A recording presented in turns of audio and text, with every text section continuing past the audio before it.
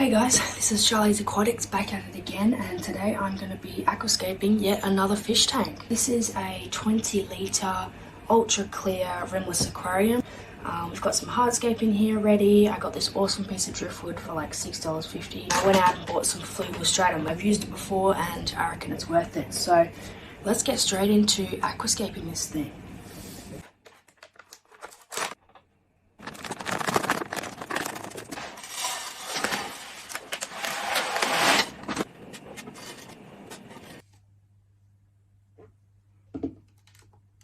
So I tried to add some hardscape in here, which ended up looking really good.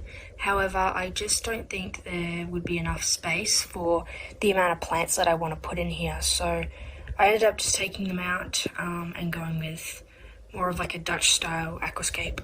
I then filled up the tank, and this is exactly why they say you should rinse your Fluval stratum before you put it in.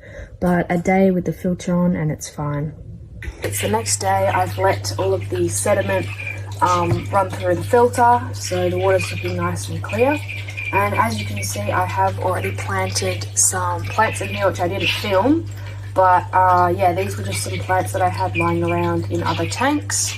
And I went out today and I just purchased some more plants from a local seller.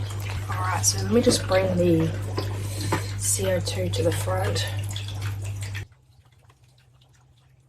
First thing I'll plant is my dwarf hairgrass. I'm going to separate these out into little bunches. This might take a while. Let me just do that.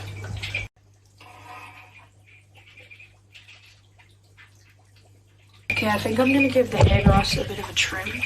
I'm not sure if you're not meant to do it when you first put them in, but I'm just going to do it anyway.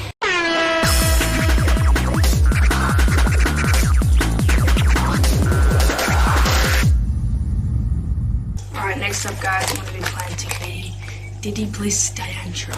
Oh, actually, let's do the S. repens. I actually love S. repens so much. Oh my gosh, look at it. It's beautiful. I'm going to move on to the Probostomon erectus. I saw this plant, I was like, oh, I have to get it because it's going to look so good with the dwarf hairgrass, because it's kind of like super fluffy like the dwarf hairgrass as well.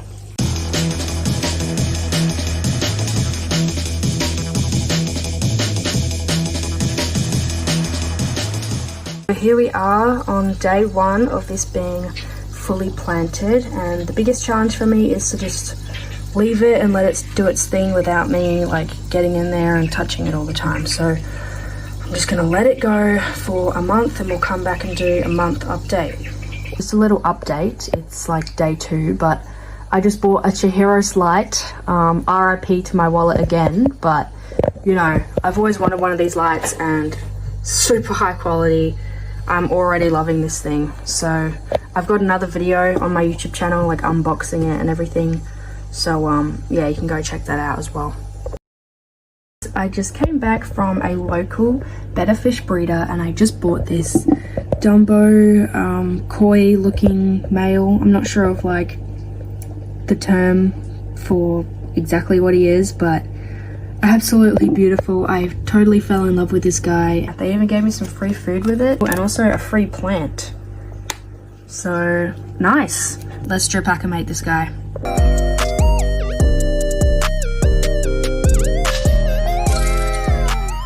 It's been about a month since I set up this aquarium.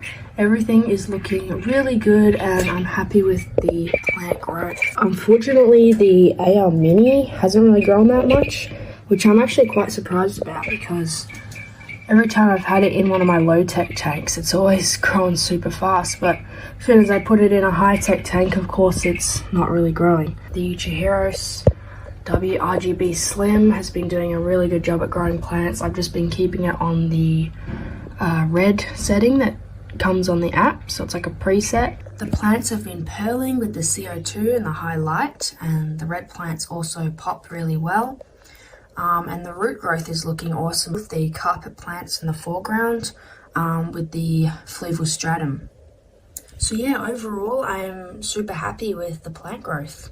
that's the update for now, guys, and later on I might do another update when it's fully grown in. Thanks for watching.